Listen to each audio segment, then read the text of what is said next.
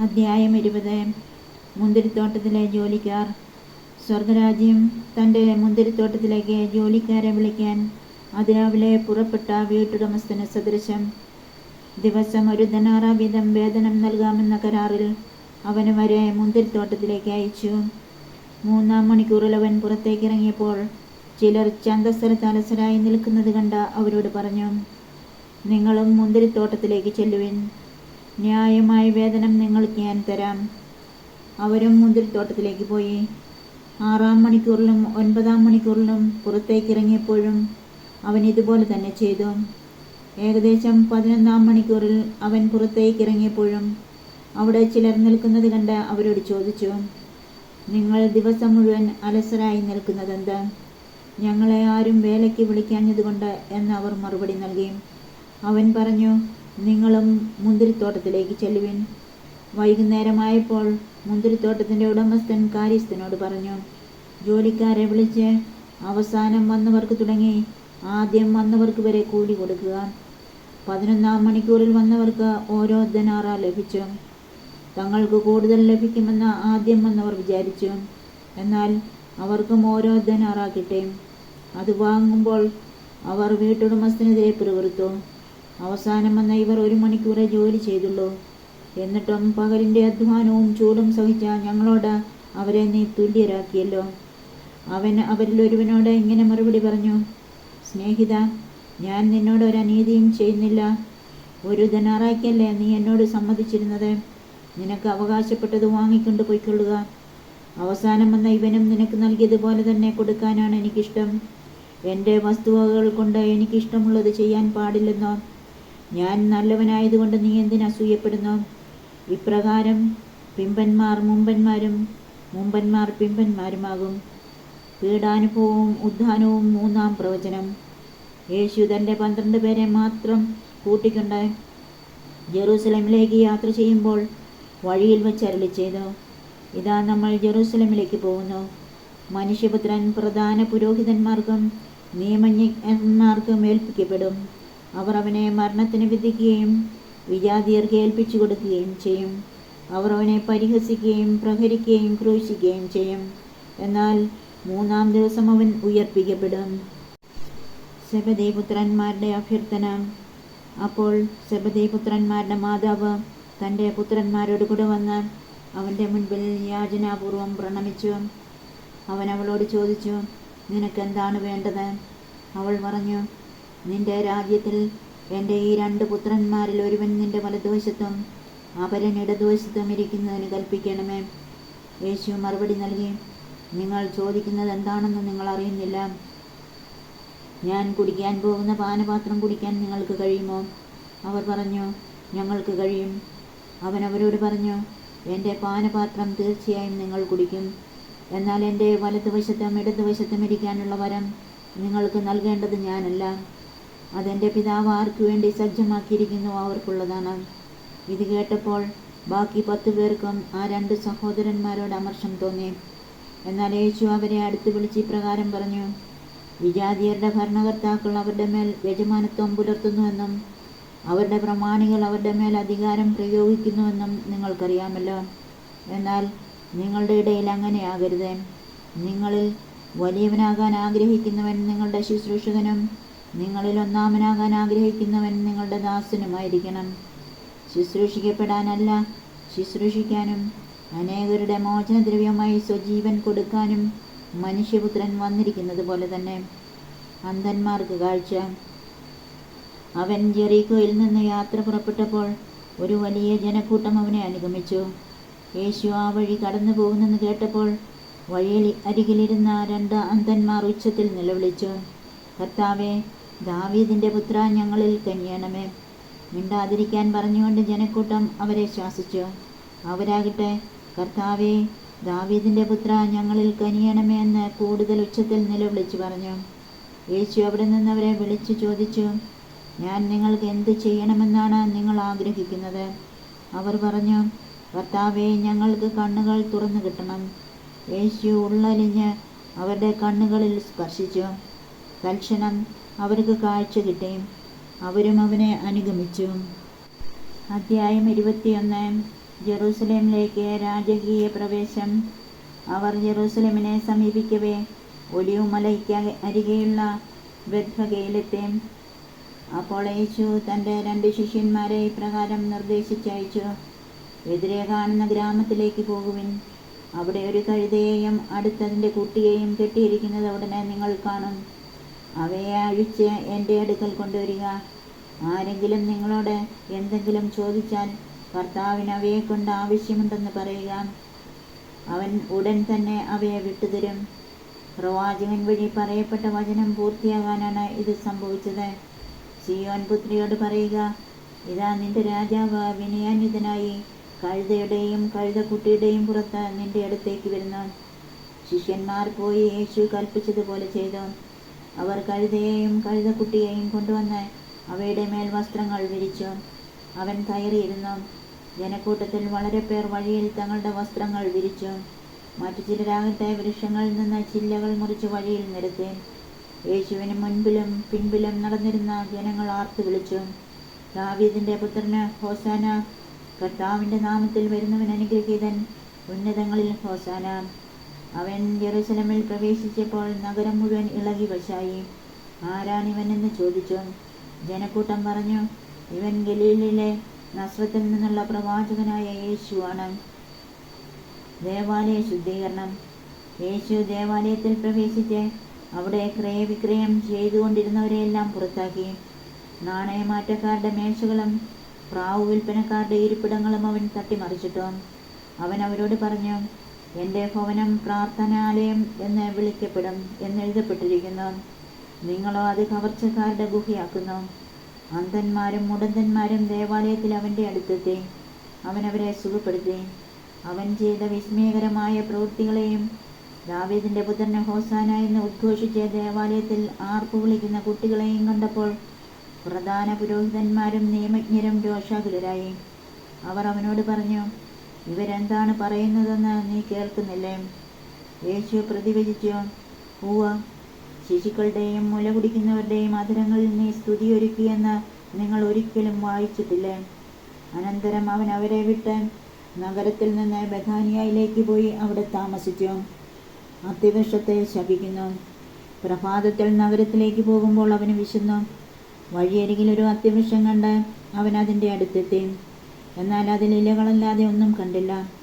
അവൻ അതിനോട് പറഞ്ഞു, ഇനി ഒരിക്കലും നിന്നിൽ ഫലങ്ങൾ ഉണ്ടാകാതിരിക്കട്ടെ. ആ നിമിഷം തന്നെ ആ അത്തിവൃക്ഷം ഉണങ്ങിപ്പോയി. ഇത് കണ്ട് ശിഷ്യന്മാർ അത്ഭുതപ്പെട്ടു. ആ അത്തിവൃക്ഷം ഇത്ര വേഗം ഉണങ്ങിപ്പോയത് എങ്ങനെയെന്ന് ചോദിച്ചു. യേശു പറഞ്ഞു, സത്യമായി ഞാൻ നിങ്ങളോട് പറയുന്നു, നിങ്ങൾ വിശ്വസിക്കുകയും സംശയിക്കാതിരിക്കുകയും ചെയ്താൽ അത്തിവൃക്ഷത്തോട് ഞാൻ ചെയ്തത് മാത്രമല്ല നിങ്ങൾക്ക് ചെയ്യാൻ കഴിയുക. ഈ മലയോട് ഇവിടെ നിന്ന് മാറി കടലിൽ ചെന്ന് വീഴുക എന്ന് നിങ്ങൾ പറഞ്ഞാൽ അതും സംഭവിക്കും. വിശ്വാസത്തോടെ പ്രാർത്ഥിക്കുന്നതെല്ലാം നിങ്ങൾക്ക് ലഭിക്കും. യേശുവിൻ്റെ അധികാരം. അവൻ ദേവാലയത്തിലെത്തി പഠിപ്പിച്ചുകൊണ്ടിരിക്കുമ്പോൾ പ്രധാന പുരോഹിതന്മാരും ജനപ്രമാണികളും അവനെ സമീപിച്ച് ചോദിച്ചു, എന്തധികാരത്താലാണ് നീ ഇതൊക്കെ ചെയ്യുന്നത്? നിനക്ക് ഈ അധികാരം നൽകിയത് ആരാണ്? യേശു പറഞ്ഞു, ഞാൻ നിങ്ങളോടൊന്ന് ചോദിക്കട്ടെ. നിങ്ങൾ എന്നോട് ഉത്തരം പറഞ്ഞാൽ എന്തധികാരത്താലാണ് ഞാൻ ഇവയൊക്കെ ചെയ്യുന്നതെന്ന് നിങ്ങളോട് പറയാം. യോഹന്നാൻ്റെ ജ്ഞാനസ്നാനം എവിടെ നിന്നായിരുന്നു? സ്വർഗത്തിൽ നിന്നോ മനുഷ്യരിൽ നിന്നോ? അവർ പരസ്പരം ആലോചിച്ചു. സ്വർഗത്തിൽ നിന്ന് എന്ന് പറഞ്ഞാൽ പിന്നെ എന്തുകൊണ്ട് നിങ്ങളവനെ വിശ്വസിച്ചില്ല എന്ന് അവൻ ചോദിക്കും. മനുഷ്യരിൽ നിന്ന് എന്ന് പറഞ്ഞാലോ നാം ജനക്കൂട്ടത്തെ ഭയപ്പെടുന്നു. എന്തെന്നാൽ എല്ലാവരും യോഹന്നാനെ ഒരു പ്രവാചകനായി പരിഗണിക്കുന്നു. അതിനാൽ അവർ യേശുവിനോട് മറുപടി പറഞ്ഞു, ഞങ്ങൾക്കറിഞ്ഞുകൂടാ. അപ്പോൾ അവൻ പറഞ്ഞു, എന്തധികാരത്താലാണ് ഞാനിത് ചെയ്യുന്നതെന്ന് നിങ്ങളോട് ഞാനും പറയുന്നില്ല. 2 പുത്രന്മാരുടെ ഉപമ. നിങ്ങൾക്ക് എന്തു തോന്നുന്നു? ഒരു മനുഷ്യന് 2 പുത്രന്മാരുണ്ടായിരുന്നു. അവൻ ഒന്നാമൻ്റെ അടുത്ത് എന്ന് പറഞ്ഞു, മകനെ, പോയി ഇന്ന് മുന്തിരിത്തോട്ടത്തിൽ ജോലി ചെയ്യുക. ഞാൻ പോകാമെന്നവൻ പറഞ്ഞു. എങ്കിലും പോയില്ല. അവൻ രണ്ടാമൻ്റെ അടുത്ത് ചെന്ന് ഇത് തന്നെ പറഞ്ഞു. അവനാകട്ടെ എനിക്ക് മനസ്സില്ല എന്ന് പറഞ്ഞു. എങ്കിലും പിന്നീട് പശ്ചാത്തപിച്ചവൻ പോയി. ഈ 2 പേരിൽ ആരാണ് പിതാവിൻ്റെ ഇഷ്ടം നിറവേറ്റിയത്? അവർ പറഞ്ഞു, രണ്ടാമൻ. യേശു പറഞ്ഞു, സത്യമായി ഞാൻ നിങ്ങളോട് പറയുന്നു, ചുങ്കക്കാരും വേശ്യകളുമായിരിക്കും നിങ്ങൾക്ക് മുമ്പേ സ്വർഗ്ഗരാജ്യത്തിൽ പ്രവേശിക്കുക. എന്തെന്നാൽ യോഹന്നാൻ നീതിയുടെ മാർഗത്തിലൂടെ നിങ്ങളെ സമീപിച്ചു, നിങ്ങൾ അവനിൽ വിശ്വസിച്ചില്ല. എന്നാൽ ചുങ്കക്കാരും വേശ്യകളും അവനിൽ വിശ്വസിച്ചു. നിങ്ങളത് കണ്ടിട്ടും അവനിൽ വിശ്വസിക്കത്തക്ക വിധം അനുതപിച്ചില്ല. മുന്തിരിത്തോട്ടത്തിലെ കൃഷിക്കാരുടെ ഉപമ. മറ്റൊരു ഉപമ കേട്ടുകൊള്ളുക. ഒരു വീട്ടുടമസ്ഥൻ ഒരു മുന്തിരിത്തോട്ടം നട്ടുപിടിപ്പിച്ചു. അതിനു ചുറ്റും വേലി കെട്ടി അതിലൊരു മുന്തിരിച്ചക്ക് സ്ഥാപിക്കുകയും ഗോപുരം നിർമ്മിക്കുകയും ചെയ്തു. അനന്തരം അത് കൃഷിക്കാരെ ഏൽപ്പിച്ചിട്ട് അവൻ പോയി. വിളവെടുപ്പ് കാലം വന്നപ്പോൾ അവൻ പഴങ്ങൾ ശേഖരിക്കാൻ ഭൃത്യന്മാരെ കൃഷിക്കാരുടെ അടുത്തേക്ക് അയച്ചു.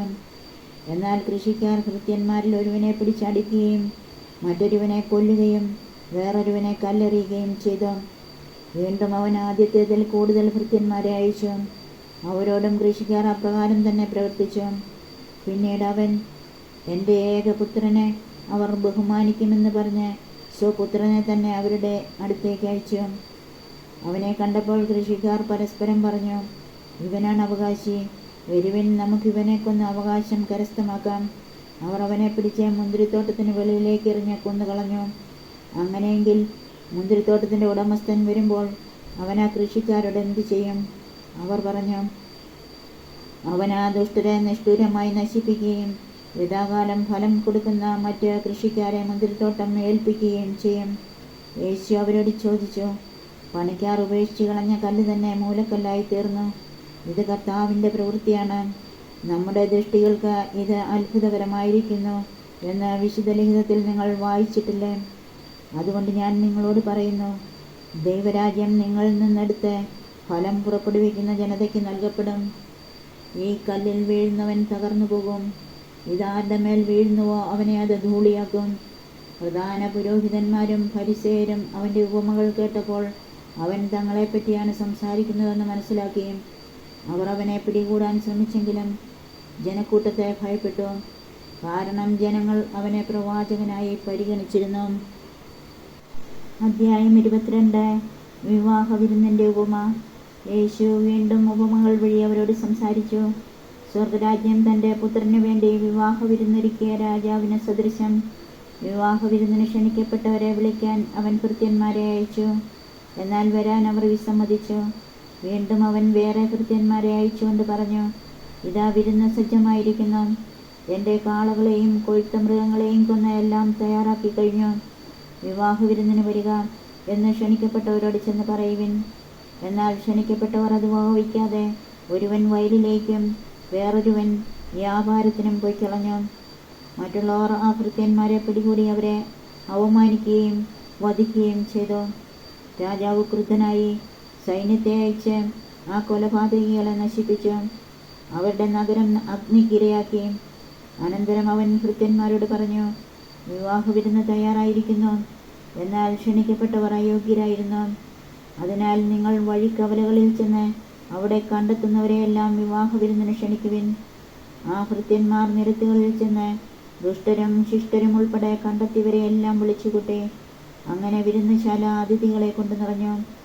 അതിഥികളെ കാണാൻ രാജാവ് എഴുന്നള്ളിയപ്പോൾ വിവാഹവസ്ത്രം ധരിക്കാത്ത ഒരാളെ അവിടെ കണ്ടു. രാജാവ് അവനോട് ചോദിച്ചു, സ്നേഹിത, വിവാഹവസ്ത്രം ധരിക്കാതെ നീ ഇവിടെ പ്രവേശിച്ചതെങ്ങനെ? അവൻ മൗനം അവലംബിച്ചു. അപ്പോൾ രാജാവ് പരിചാരകന്മാരോട് പറഞ്ഞു, അവനെ കൈകാലുകൾ കെട്ടി പുറത്തെ അന്ധകാരത്തിലേക്ക് വലിച്ചെറിയുക. അവിടെ വിലാപവും പല്ലുകടിയുമായിരിക്കും. എന്തെന്നാൽ വിളിക്കപ്പെട്ടവർ വളരെ, തിരഞ്ഞെടുക്കപ്പെട്ടവരോ ചുരുക്കം. സീസറിന് നികുതി. അപ്പോൾ ഫരിസേയർ പോയി യേശുവിനെ എങ്ങനെ വാക്കിൽ കൊടുക്കാമെന്ന ആലോചന നടത്തി.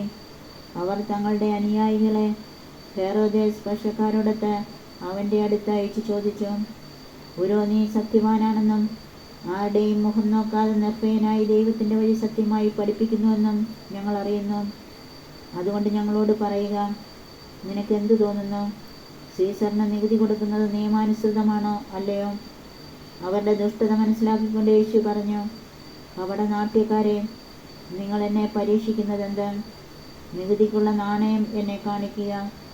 അവർ ഒരു ധനാറാവിനെ കാണിച്ചു.